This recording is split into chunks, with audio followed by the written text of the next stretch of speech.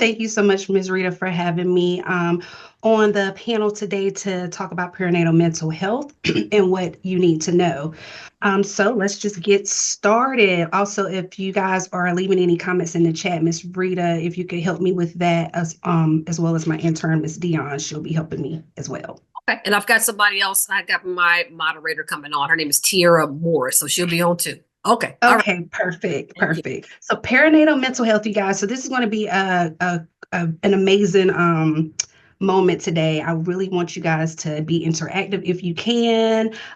If you are at home and not driving, if you don't mind turning your cameras on, because I can see a few people on the side on my screen. That would be really good because I just kind of want to get a feel with facial expressions, how everyone's doing and things of that nature. And we'll have a couple of activities. So the agenda for today will be our introduction, understanding perinatal mental health, identifying signs, effective coping skills, and the kickoff 2025, and of course, finding ways that we can connect. So I'm a picture person. I'm very, very, very visual. So my company is called Bump Baby Bliss. It's a doula counseling and ultrasound studio.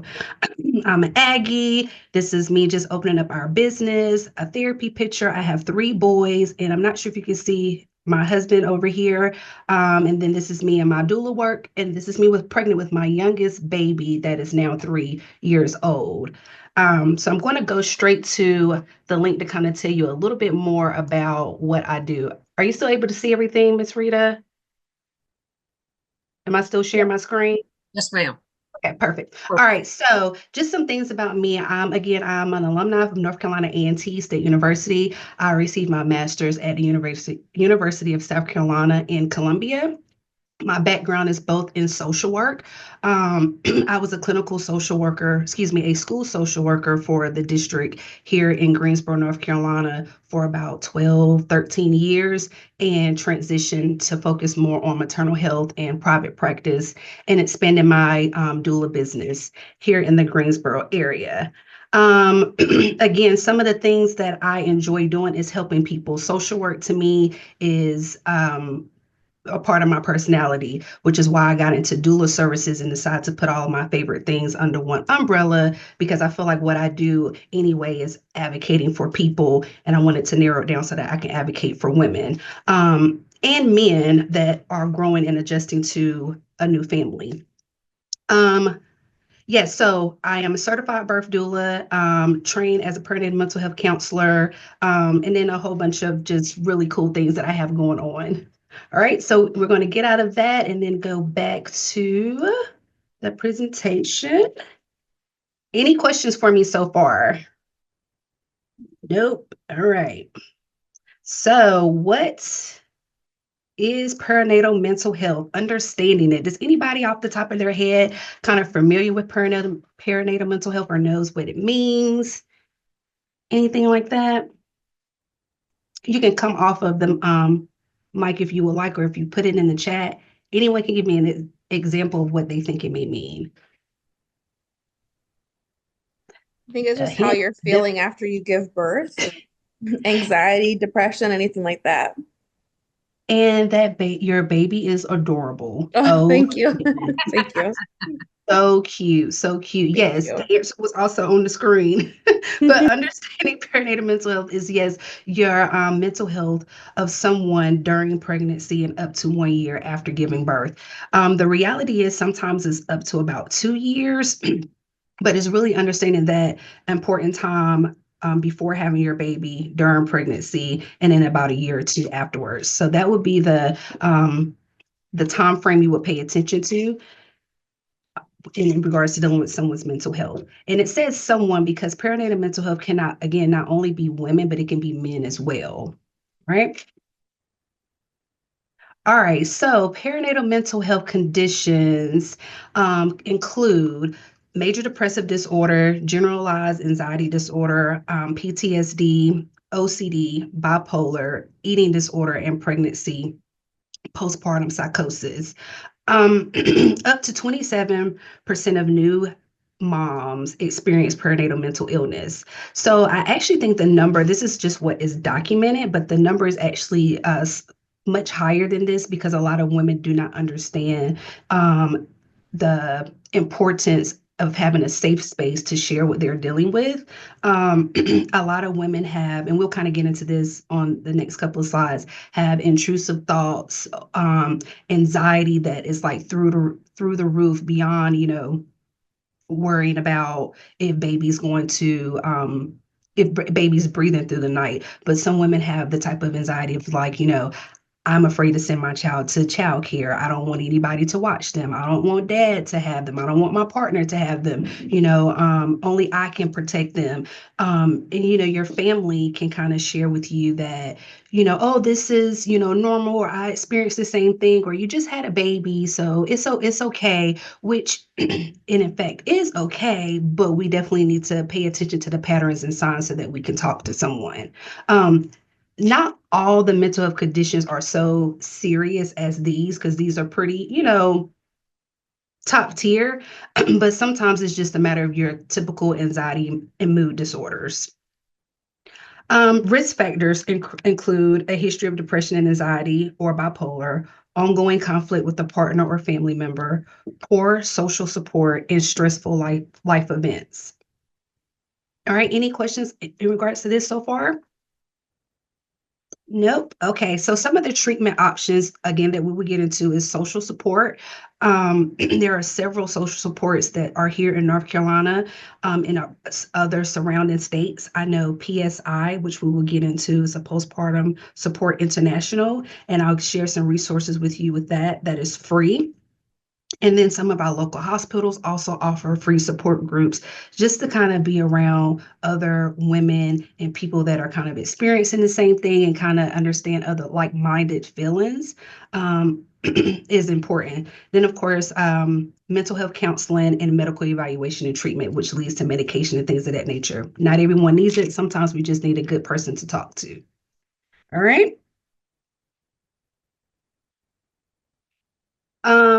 Before I jump to this part, I was going to share that, and I think this is a fun fact to, not a fun fact, but something to think about is infant mortality and maternal mortality is pretty high in the ranking, right? And about 68% of the causes of infant mortality or maternal mortality are preventable. I think that speaks volumes, because that means that unfortunately we have people that are no longer with us from something that if we could have just done one little thing differently, then they could be. I think we kind of have a sense of where we stereotype people or we judge. I mean, I can even be guilty of that myself before getting deep into my profession. If you read stories about, oh my goodness, this lady, she jumped off the bridge with her newborn, or she, drowned herself and her baby. You're like, oh my God, she was crazy.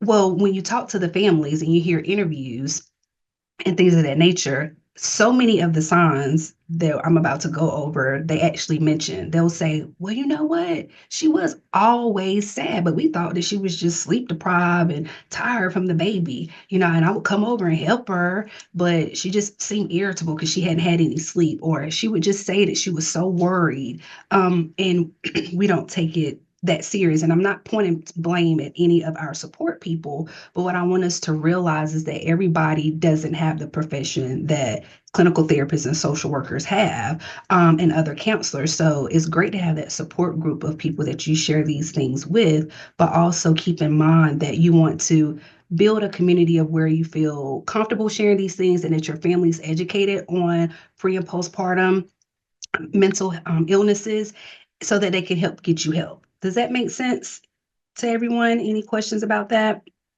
All right. All right. So identifying signs: sadness, anxiety, feeling empty all the time, irritability, frustration, and of course, not having enough rest. So this is kind of about paying attention to your mood, feeling hopelessness, guilt, shame. When you have a baby and your body is being shaken up, so even if you have a beautiful birth, I mean, I have three kids, 11, 7, and 3. And my first birth was probably the worst one. I feel like everyone can say that with their first baby. And the third one was a breeze. It was peaceful. I had my doula, my placenta encapsulations. Like, oh man, I mean, winning, okay? Best postpartum period, everything. After having my third kid, that's when I cut all my hair off as well because it was like an awakening of something with me internally. So it was like, yes, I didn't have a traumatic experience, but your body still went through a lot. So it started opening up a lot of deep rooted things from my young adult life, my childhood that I actually didn't even think bothered me. It was just kind of that's how trauma works. It just kind of sits in the back of your brain until certain things happen in life, and then it'll come to surface, and you're forced to deal with it. But thankfully, every therapist has a therapist, and I was able to with my therapist and process a lot of things, and I'm in a much better place. But I think a lot of times we tie traumatic births and traumatic outcomes like pregnancy loss or unfortunately just different things like that as a way to be cautious of your mental health. But sometimes you kind of just don't really know when it's coming. Having some intrusive thoughts, not sleeping well, lots of conflict with my husband, just a lot of different things, things affecting your intimacy. So just kind of pay attention to those signs. Okay, so going back to interest loss. So, obviously losing interest in things that you typically do and enjoy. Your energy, if your energy is low or notice a major decrease. Issues sleeping. So obviously when you have a baby or when you're pregnant, your sleeping is going to be off regardless. Sleep is very, very powerful. We need that. But if you're in a space of where you can get good sleep, your partner's helping out or your support group is helping out with baby and you've done all the things to relax and you can't, it's kind of something that we want to kind of focus on and see how we can get you some good sleep.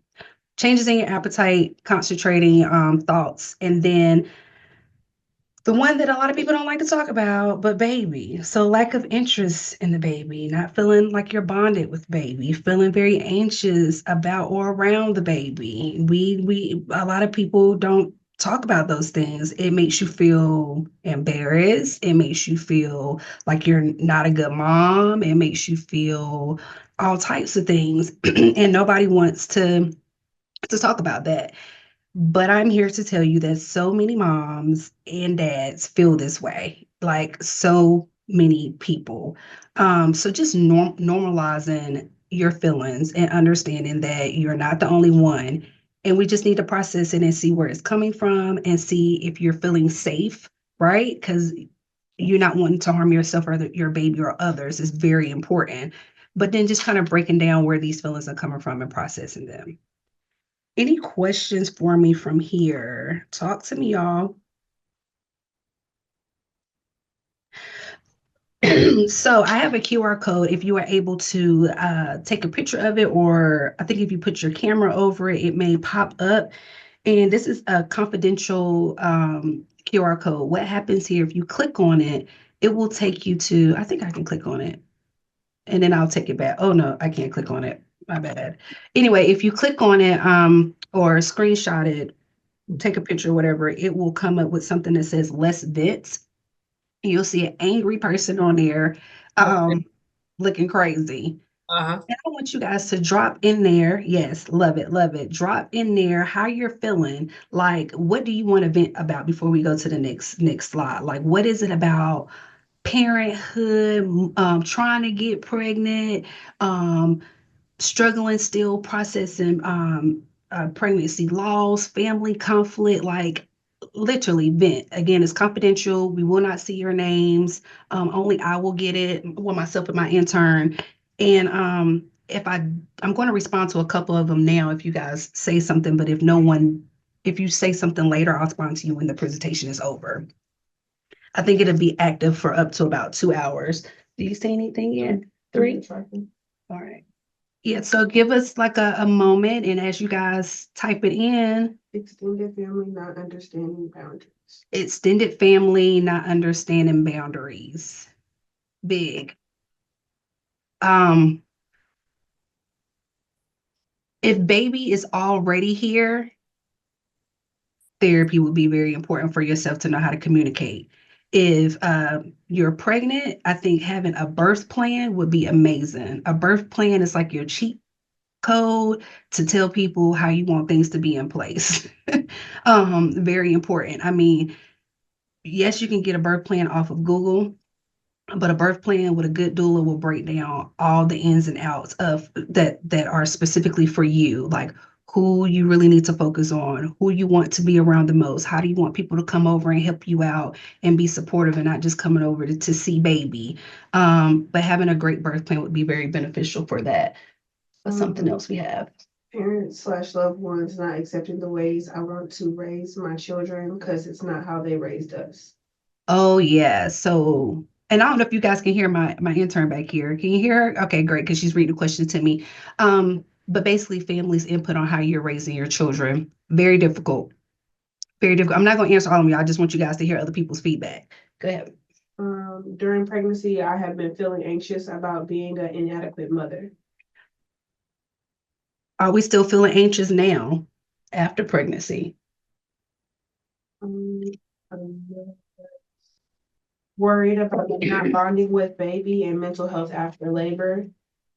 Okay, worried about not bonding with baby and mental health after labor, which is if you're here, you're in a great spot. Because if you worrying and you putting some action behind it, you're on your way, right? So it's when you worry and you just kind of sit on it that can be concerning. So we're going to definitely put you in the right direction. Any more? And then we'll go to the next piece. The last one we have is managing parenthood of an autistic adult child. Oh, okay. Yeah, that can be. So that one would be really good for our PSI or local support groups. So again, I'll take you to a PS. I'll link here in a second. Again, that's Postpartum Support International, is who I am certified with for my perinatal mental health counseling, and they are really big at having small groups for certain areas. So if you have a kid that has autism, a kid that has other disabilities, or just I'm going to share the resources with you, and then they'll give you therapists that are in your area that can help you navigate those things as well. Okay, thank you guys for your feedback, and don't stop posting stuff there because I'll take a look at it later as well. But I just want you to get a sense of what other people may be dealing with. So, effective coping skills, making healthy lifestyle choices can be a significant impact on your mental health.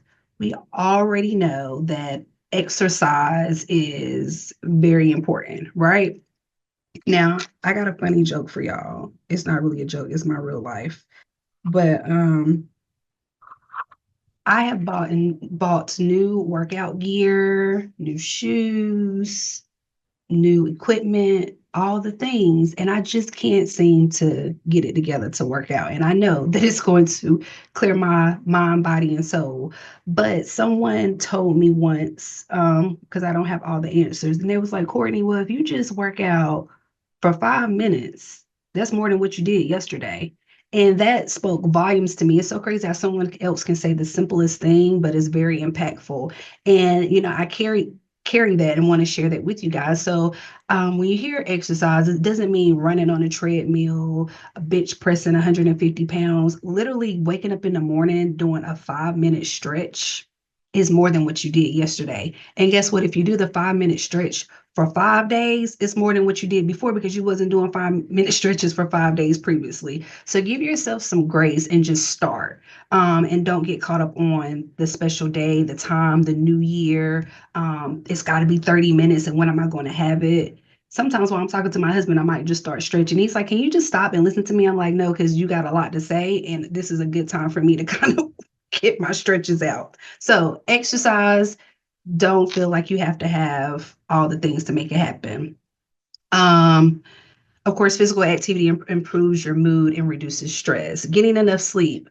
Sleep is important. If you're not sleeping and eating, your brain can't function. You literally have to feed your body with healthy proteins and get enough rest. With a new baby and pregnant, about 7 to 8 hours is the best. Is it realistic all the time? No, but get your lavender, your chamomile, and all the things. All right, so just some other things to jot down if you guys can, a screenshot. And a lot of these are things that you already know, but sometimes again, hearing it kind of clicks. So mindfulness and meditation, being present, and will help reduce your anxiety and be present with who you are and what you have going on. Mindfulness and meditation is probably the most hardest thing I think it is to do, because you kind of have to sit with yourself. And that's hard because you hear a lot of noise, you hear kids, you hear things happening. It's just a lot. So it takes about 10 minutes just to kind of quiet the noise. And then from there, you need about 5 or 10 minutes to sit in the quietness, right? Feel what your body's saying, relaxing your jaw, your mouth, straightening up your back. Like, you'll be amazed that once you kind of just sit in these things, you're like, man, I was like this the whole time. You kind of, it makes you pay attention to your posture and everything else. So being present with yourself and reducing anxiety. Tons of apps out there. Calm, Fitness On has a great meditation portion. Um, I have some other things. Just reach out to me if you want anything specific that are my favorites. But I like guided meditation. Relaxation exercises, again, deep breathing, yoga, muscle relaxation, which I kind of just told you, just paying attention to, is my jaw tight? Is my mouth tight? Is my shoulders up? Am I hunched over? Paying attention to your body. Grounding is very good too. Kicking off your shoes and just having your feet on the cold floor outside, very important. Time management, prioritizing tasks and taking breaks to avoid burnout. I'm going to pause there, one, for questions and to see if anyone has said anything, and then two, to just really sit with time management, because um, I used to be a very particular person, still, but once you have 3 kids and 3 boys, you become not so particular. And one time my husband said to me, he was like, Courtney, you always want to keep the house clean, but you're not making it look lived in. Like we have 3 kids and they need to live in it. This is their free place. It's not school. And again, sometimes when you hear something from somebody else, it really kind of helps you sit with what needs to change. And that really did something to me. I asked for help when I need it. I get a cleaner when I need a cleaner if I can afford one. And I make it a routine to knock out like the main things that need to be done. And that's prioritizing tasks for me. So no, my house can't be spotless, but it's going to be clean, meaning that it's not dirty. And the bathrooms are going to be clean and the kitchen's going to be clean. And that's enough for me, right? And then realizing that I'm the sticky note queen. I call that brain dumping. So whenever you feel like you have to hold a lot of things in your mind, don't. And it don't have to be a fancy notebook. Just grab you a sticky pad, and my sticky notes can have my grocery list to what I need to do for the kids to what I need to do for work, but it's no longer in my head. And we all know once you write something down, you're more likely to get it done versus then trying to keep it into your brain. And then realizing that, like, hey, I'm going to create a to-do list. And if I get one thing done on there, I'm winning. It's better than nothing, but don't try to get everything done. So we got to create some realistic goals. Um, Questions for me? No, none yet? Great so far. Good information. Right. Perfect. So self-care, again, picture person using your senses. This young lady up here smelling flowers, drinking coffee, smelling candles, hanging out with your girlfriends. I don't know if you can see my pointer here, but using your senses to regulate yourself and sit with yourself and take time. Self-care is not a selfish thing. It is mandatory, okay? And if you know, you know, and if you don't know, you will find out the hard way. And that would be, especially in women, our hormones start to show up in ways that tell you that, hey, ma'am, you need to sit down. Um, and usually when that happens, you've kind of been holding on to some stress and not taking care of yourself for a long time. So just really pay attention to yourself and don't feel bad about carving out that time consistently for you. But this is just a few of my favorite things. Smelling, I love fresh flowers. I attract all good things. For me, I'm obsessed with coffee and I love a good affirmation. Like affirmations, positivity. I'm going to share my affirmation of the day with you guys on the next slide. Like big affirmation person. Journaling, not my thing, but I will speak into my notes in my phone again to kind of get my thoughts out. Um, over here, if you are spiritual or not, just being in prayer and meditation is important. That's very important as well. Let's see, down here is our therapist. Obviously, that's self-care. Going to therapy is absolutely self-care. Carving out that time to talk to somebody every 2 weeks, once a month, once every 2, 3 months, that's not your friend or your partner, important. Being outside in nature, again, it goes back to that grounding work as well. And then hanging out with your girlfriends, right? Being silly, having a support group, or hanging out by yourself, right? Taking a selfie with some wine, your face mask, but you see she's happy. She's not hanging out by herself and she's looking down in the dumps. We don't want you to isolate, okay? Let's see what we got next. Oh, QR code time. Scan it. Is the other one active? Yeah. Scan it. And here I want you to drop in the chat of the QR code. Again, it's confidential. What you're going to do in 2025 to take care of yourself. I gave y'all the answers. I gave you like 50 things so far, but don't just put anything there. Put what you truly are going to try to do or what you're already doing. And no, running to Target is not self-care. It is very temporary, but I'm pretty sure you're going to run to Target to go get something for your household. Focus on a healthy mind and removing the negative. Focusing on a healthy mind and removing the negative. Cool. If you want, tell me how you're going to explore that. Learn about self-care and what that looks like for me. Mm-hmm. Learn about self-care and what that looks like for me. I think that's important because, like I said, I don't like to journal, so that wouldn't be my thing. So yeah, looking at what works best for you and what you have time for and what you can make time for. Continuing talk therapy. Continuing talk therapy. Meditate and journaling more.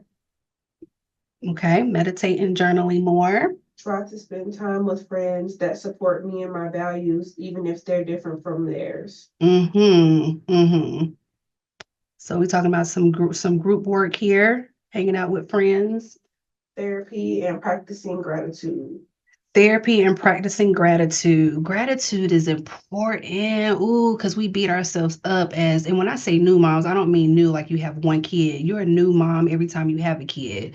And, even for those that unfortunately don't physically have our babies, you still are a new mom. So you can have 10, 1, none. You're still new because you never experienced what you're experiencing before. So don't let anybody tell you, oh, you got 3 kids. You've done this before. I don't know that third baby, and that baby don't know me. So I don't know what I'm doing. Okay. Are there any more? No? Okay. So you guys sound like you got yourselves on the right track. I've kind of brought this slide up to kind of show you some more ideas. And the quote of the day, because I love my affirmations, is breathe, let go, and remind yourself that this very moment is the only one you know you have for sure.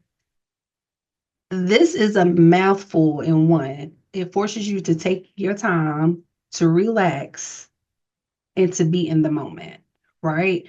And with affirmations, you say them, you look at them in silence, you say them again, you print them off, you stick it up, you post it, because we all can remember that one negative thing that someone has said or done to us, right? I don't know what the nature is around that, but we just do. Like we always remember like that one time where someone said that one thing, but we never remember like all of the positives and the positive things. I'm sure there's been 10 positive things for every one negative.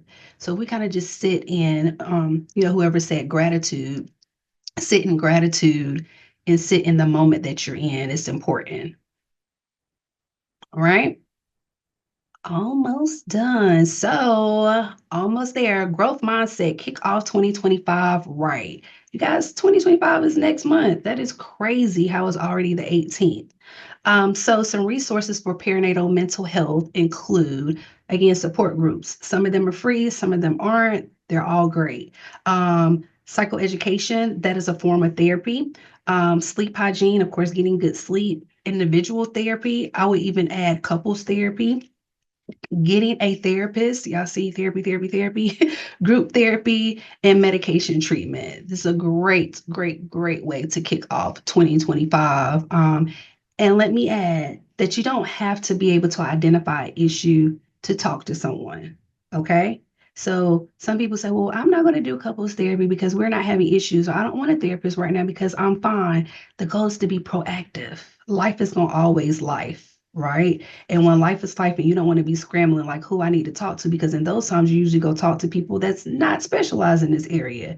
So when life is life and you go ahead and have your person together. This is my psychology today, but I'm showing you that you can type up here at the top the area that you live in. Sometimes if you just type in the state, if you're willing to do virtual or in person, it will you can kind of broaden your ranges. But on psychology today, you can actually type in people's not type in names, but type in your specific needs that you want.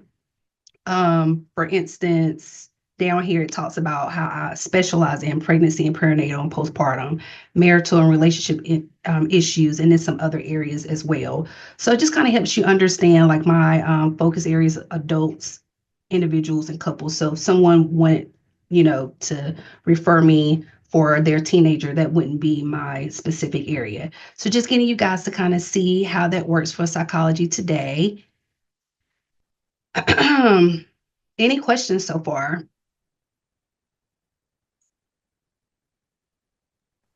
That's pretty cool. I'm on that website right now, and it's got a lot of therapists. I'm in Michigan, matter of fact, and so you can just see a list of them on here. That's good I'm information. glad that you said Michigan. So anybody in North Carolina is no, yeah. So North Carolina, put a thumbs up in the chat if you're in North Carolina, or a wave. Thumbs up or a wave if you're in North Carolina. And Miss Rita, you tell me about how many I got. Okay.